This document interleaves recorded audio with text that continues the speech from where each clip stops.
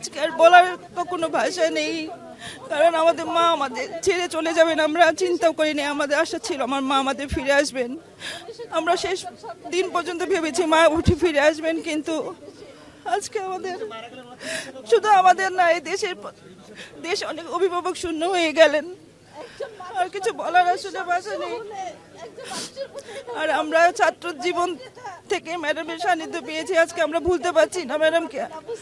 অনেক ক্ষতি হয়ে গেল আমাদের দেশের জন্য এই মুহূর্তে।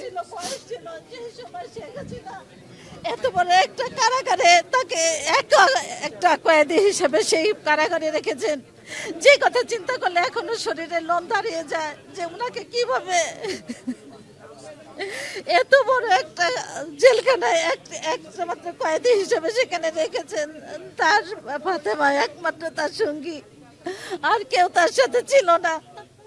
এত বড় একটা কারাগারে সেদিন তার চিকিৎসা হলো, হয়তো উনি আর ভালো থাকতেন, সুস্থ হতেন, কিন্তু ওনাকে সেই সুস্থ হতে দেন নেই। এই দেশকে পঙ্গু করে দিয়েছেন। ওনার হাতটা শক্ত না, এই দেশটাকে শক্ত করে দিছে, দেশটাকে নষ্ট করে দিছে।